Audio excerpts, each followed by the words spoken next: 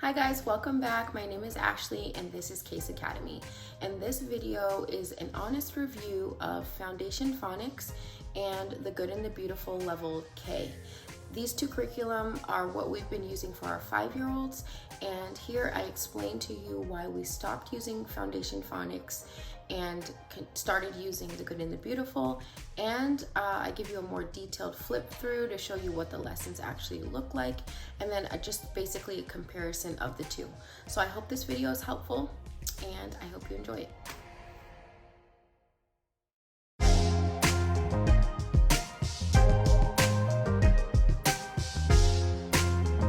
Foundation Phonics, easy lessons for early learners.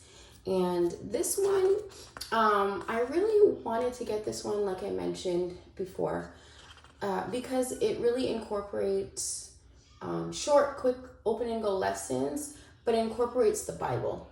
And so I really, really loved that about this curriculum. I love master books, and we use master books for history and science.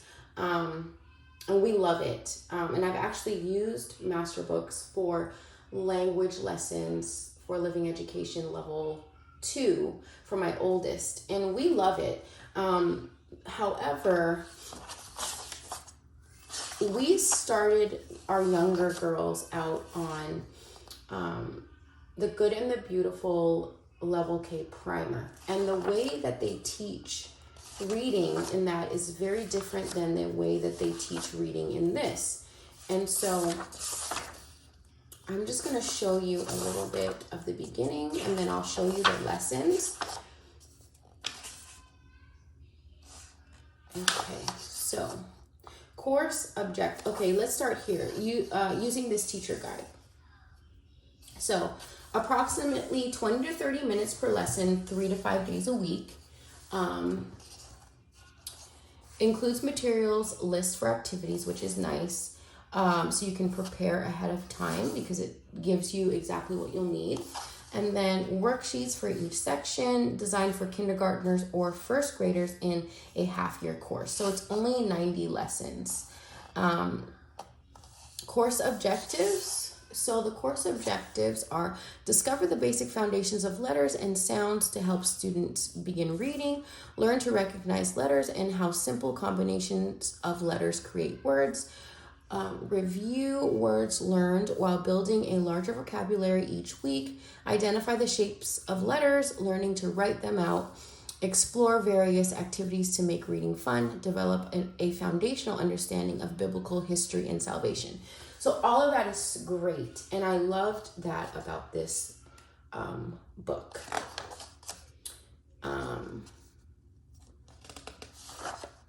So there's a writing readiness assessment here, and then it shows you what sight words they should be working on each week. And as you can see, this is much simpler, as you will see, to the Good and the Beautiful. The Good and the Beautiful sight word lists are much longer and much more advanced. So I believe this is more of a kindergarten level, and the Good and the Beautiful is more of a first grade level. But you can see these sight words they should be working on each week.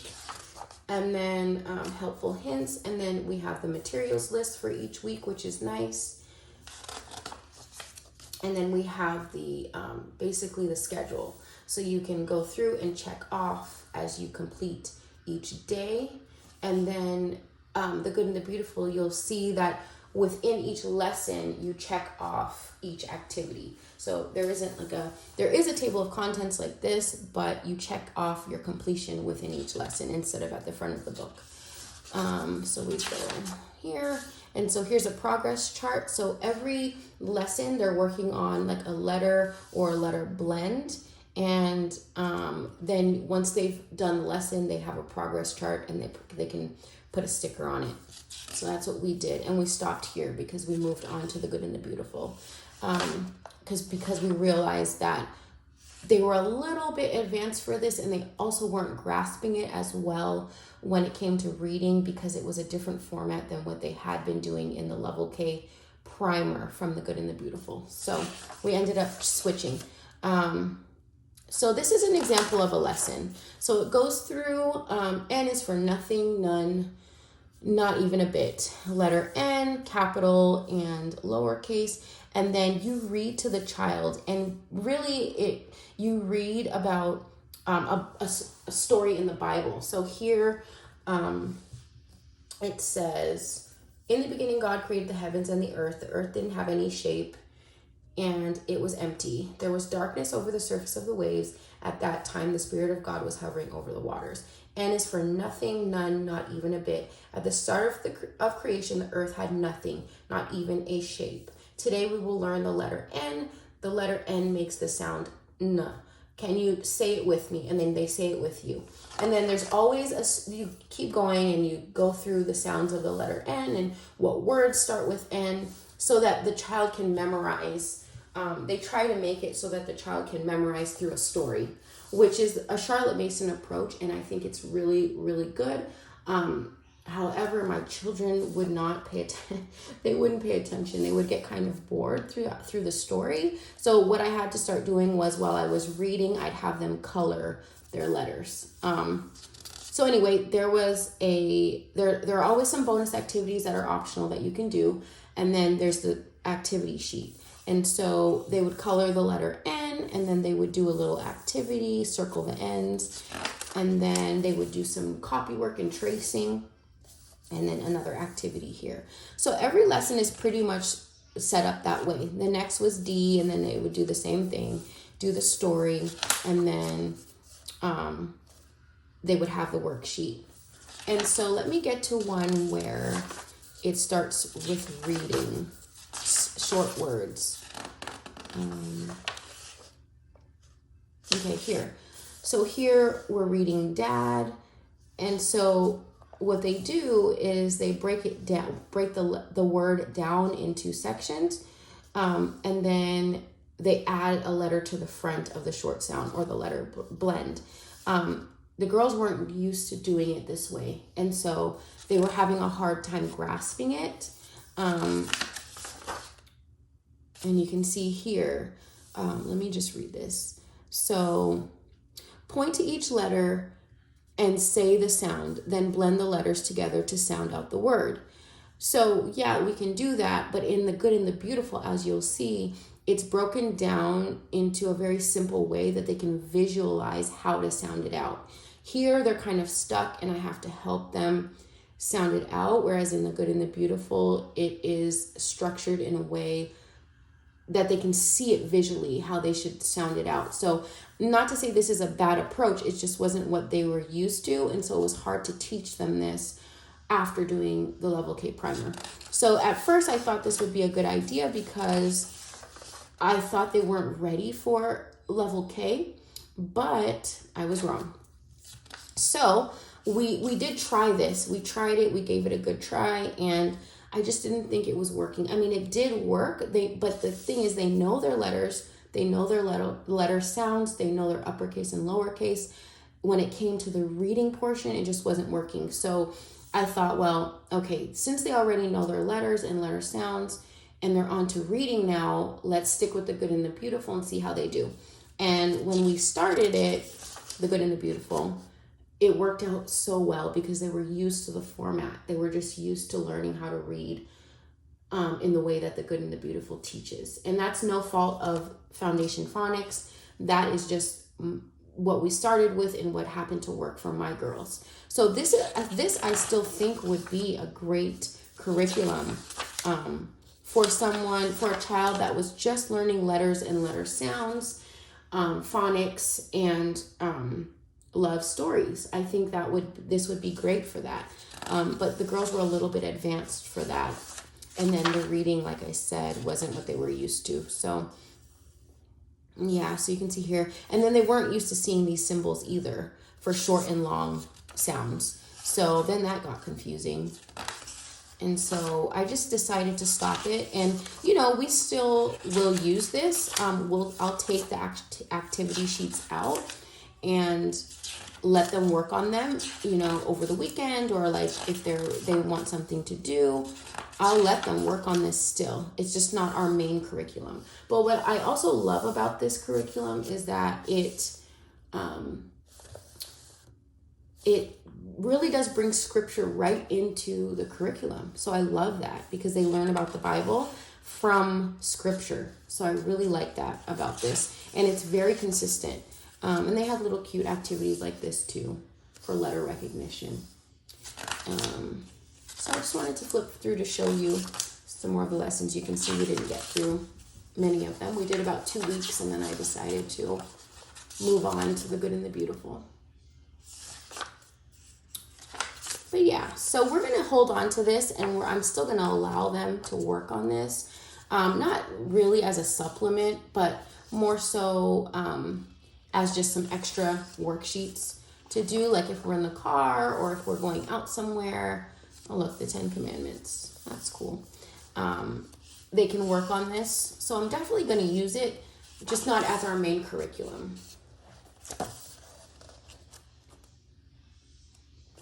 And then by the end of the course, they will be able to read Jesus Loves Me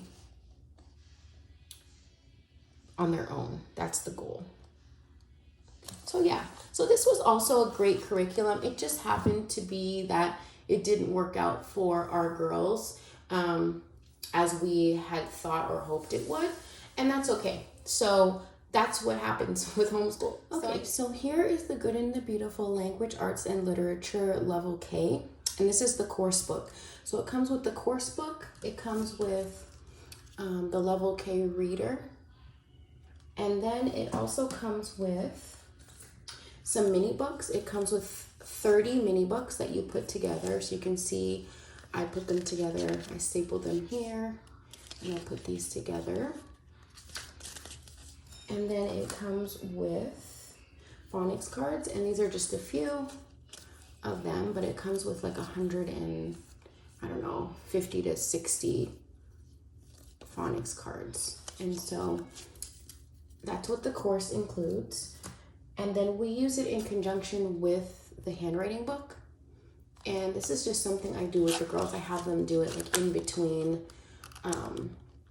work. Like if I'm working with one of them, I'll have the other one work on their handwriting and so on. So, and it is recommended that you get the handwriting book to go with the handwriting course book. So we use that as well. So this is the Level K. I use this for both. I have triplets, but 2 of them are being homeschooled. So I use this for 2 of them. And this is the 3rd edition. So this one really includes everything within the lesson. It's my understanding that prior to this edition, there were some things that were not included in the lessons and so on. So this one is really open and go. So I'm just going to go through it in more detail with you guys. So here it talks about how this course differs from previous editions. So the course is now divided into daily lessons about the same length. So before, the lessons were longer and sometimes you'd have to split them up. And so for this, we can really, and we do usually finish a lesson within one day or at one time. The daily checklist is now incorporated into the lessons. The principles are introduced more slowly, and review is incorporated into most lessons, which is really nice. I don't have to worry about it. I know it prompts you exactly when you need to review, and then it's just right there for you. So it makes it really easy. More time is given for reading, which is nice because I really want my girls to love reading and have more opportunity to read. The Level K reader has only slight changes and is still not integrated with the course. So the Level K reader includes the same stories, but it includes more diverse images. The Level K reader is not integrated with the course, but it complements the course. The course will tell you when the child is ready to read each section of the reader. The reader can be read before or after the lessons, before bedtime, or whenever desired. So that's nice. So it's not incorporated with or integrated within the course, but it does prompt you when you should try reading it before or after the lesson. Lessons are shorter and include more activities, which is nice because it keeps the girls engaged and they don't get burnt out.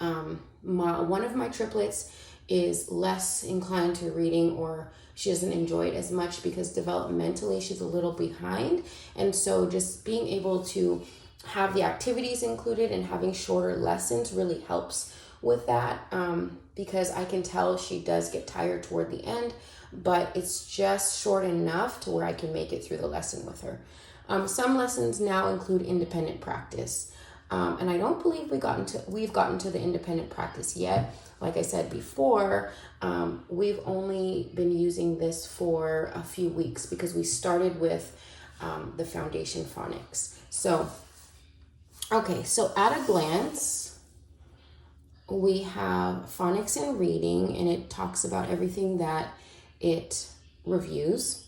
And then grammar usage and punctuation and other antonyms, art appreciation, categories, oral narration, poetry, memorization, rhyming, spelling patterns, spelling, high frequency, and irregular words. So all of that is included. And then we have the table of contents. There are a total of 120 lessons. So that leaves room for if you aren't able to complete a lesson, or if you're doing like a 4-week or a 4-day school week, you can get this done in plenty of time. So, okay. Another thing I forgot to mention, and I don't have with me right now, is the box set of books. So, see how it says here, Start Beginner Books Box Set C, Start Beginner Books Box Set D. So right here, we have box A. And so we have purchased the box A, and we are going to start reading that with the girls. Okay, so what this course covers, phonics, reading, spelling, grammar and punctuation, literature, art appreciation, poetry, memorization, and appreciation, which I love about that. I love that it incorporates poetry and art. So that was one thing I really liked about this course before I bought it. And so that is those are some of the things that led me to buy this curriculum. So what else? Overview, language, arts, and literature courses, pre-K. Principles behind the course. Okay, so this is important. So it's easy to teach, no preparation time, which is good for us because we're very busy. We're a family of 6 and we're always going. So we needed something that was very little preparation, open and go style. Connects multiple subjects. So I probably have mentioned this in one of my other videos, but this course combines multiple subjects, connecting learning in this manner creates deeper meaning and interest. It also eliminates the expense and the trouble of purchasing 6 to 7 different courses. So we loved that about this curriculum as well. I'm very simple and I like to keep things very minimal. So it was nice that this course book really did incorporate 6 to 7 different courses within one book. Okay, emphasizes the good and the beautiful, God, family, nature, and high moral character, which was important to us, and then creates excellent writers and editors. Let's see. So it includes a list of what you need, items needed for the course, and then no Level K supplement. The Level K primer course has a supplement that is useful for children who need additional practice with principles. However, Level K does not have a supplement. Phonics principles are the only principles that should be mastered in Level K. For extra practice with phonics principles for Level K, we strongly suggest children read and reread books. So I like that I can just use this book and not have to worry about supplementing. And then it goes into how to complete the course and then working with multiple children. They have some recommendations on that. Poetry, how spelling works, high frequency. Okay. All right. And so here is the course assessment for beginning this course. And so you want to give your child this assessment to make sure that they're ready to begin. So I like that they have this here. And then here it talks about phonics cards. So once they master cards 1 through 18, they color the picture, and then 19 through 37 they color this one, 38 through 56 they color this one, and then in the next levels, level 1, 2, and level 1 and 2, you use the same set of phonics cards. You just start from card 57 and then you go on from there. And then sight words, here are sight word ladders, and these we practice when the course book prompts us, just as we do with the phonics cards. And once they've mastered this, meaning they can do it or read the words without hesitation for 3 times in a row, whenever the course book prompts, they have mastered it, and then they get to color a part of the picture. And as you can see, we have a scribbly cow right here. So these are the sight word ladders, and you can see, like, by the end of the course they would be reading these words here. And so this is a little bit advanced for kindergarten, I feel, but it's good. You know, it'll keep them on track. You know, they're not going to fall behind or anything like that. Not that we worry about that too much, but it's just nice to know that it is a comprehensive curriculum. Okay, so here's the overview for Unit 1, and then this is the first lesson. And so right away in the first lesson, you can see that it incorporates art right here. And basically the child will study the art, and then it basically asks questions, or it gives you questions to ask the child about the picture.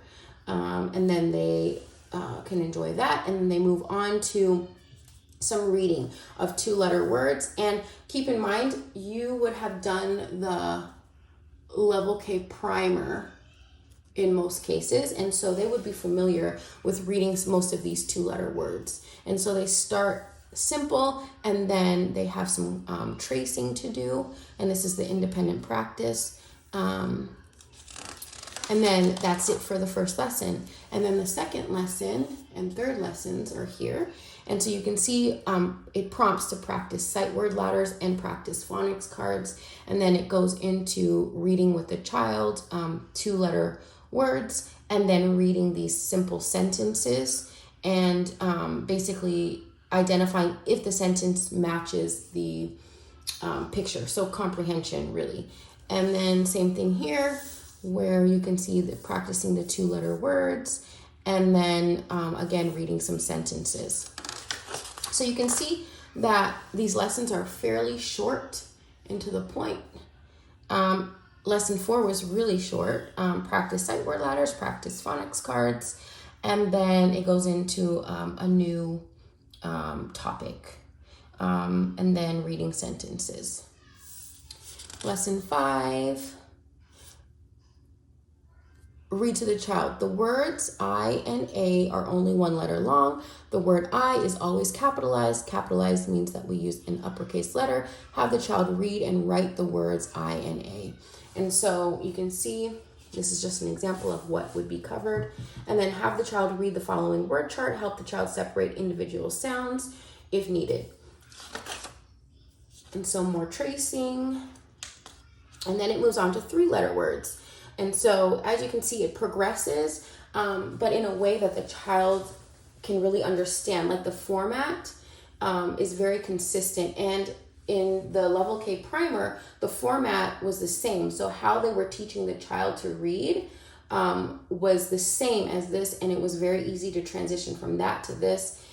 And I realized that when we started the Foundation Phonics, after the level K primer from the Good and the Beautiful, it was hard to transition because the girls were used to this format. And in Foundation Phonics, the format is different, which I'll show you. And so, yeah, we have some matching. So they have to read the word and then match the animal. So you can see this is pretty fun. It's colorful. They incorporate, there are some portions that are the same, but then there are new concepts and new activities to practice the same concept. So like, for example, here they're filling the blanks with the correct letter blend to make words. Here they're naming the dog after reading the names. So it makes it not so repetitive, And then here they're reading a story with the parent, and then they're reading the red words because these are words that they've learned. And then they go into vowels. And so you can see that it's pretty engaging because it's not so repetitive all the time. Here they're asking the child if the word has a long vowel or a short vowel, and they have to circle it. So there's I just wanted to give you an idea of what the lessons look like. And you can see I'm just flipping through. We haven't gotten here yet, but see, and then it just continues to progress.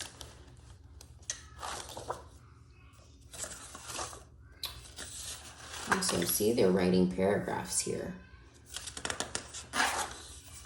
And then let's shoot to the last lesson. Let's see what it looks like. So here they're writing a story, looks like. And then they're going to be doing poetry memorization, reading assessments, nouns and verbs. So these are the last lessons. So they're going to be reading these by the end of the course. And so it'll be nice and exciting just to see how far they progress from reading 2-letter words and learning sounds to matching stories that are a few sentences long. And yeah, so that is the level K from the Good and the Beautiful. Okay, so now that you've seen a side-by-side comparison of Foundation Phonics and the Good and the Beautiful level K, I wanted to just talk about why we stopped using Foundation Phonics and continued with the Good and the Beautiful. So if you recall, if you've seen some of my other curriculum videos, my plan originally was to start with Foundation Phonics and then move on to the Good and the Beautiful level K when I felt the girls were ready, because I didn't think that they were ready to move on even after taking the level K primer from the Good and the Beautiful. So I said, okay, we're just gonna start with Foundation Phonics, get them a little more practice with letter recognition and reading, and then go on to the Good and the Beautiful level K. From what I've heard, Foundation Phonics is more of a kindergarten level, and the Good and the Beautiful level K is more of a first grade level. So I said, okay, I think that's a good plan. So I was wrong. Like I said earlier, Foundation Phonics was great. I loved the fact that it was open and go. I loved the fact that it incorporated Bible right into the curriculum. I loved the stories. I loved the activity pages, but the way they were teaching reading in Foundation Phonics was so different from the Good and the Beautiful, which was what the girls were used to. It just wasn't working. It wasn't clicking for them. The other thing was they weren't very interested in the reading portion. When I would read to them, they would get bored. I would have to tell them, close your eyes, and imagine, or I'd have them work on the activity page as I was reading because they just weren't interested. And so I decided to stop it and continue with the Good and the Beautiful, and so far the Good and the Beautiful has worked wonderfully.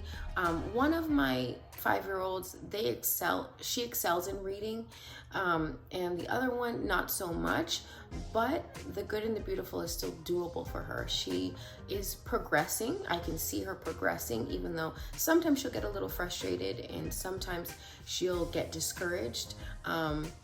I think that's more of a personality and a developmental thing versus the curriculum. And so I'm going to continue to push forward with her with it. And if I have to take it at a slower pace or repeat it next year, I will. But so far it's been going really well. I've seen a lot of progress. My 5-year-old that excels in reading is reading really well for the level and the place that she is in the curriculum. And it's just engaging. As you saw in the flip through that I did, you can see it's engaging, it's colorful, it doesn't repeat, and so I think it's a good fit for us. We're going to continue to push forward with it. And like I said, we'll still use Foundation Phonics. for extra activities, or if we're in the car and they need something to do, or if we go out to eat and they need some coloring pages or activity sheets, we'll still use those for extra practice. But I think we're gonna stick with the good and the beautiful. So far, so good. So I hope this video was helpful. I hope you enjoyed the flip through and my honest opinion about both curriculum and how it worked for us. And the next video I'm gonna do is the level 2 of the good and the beautiful, language arts and literature. So stay tuned for that, and we'll see you guys next time.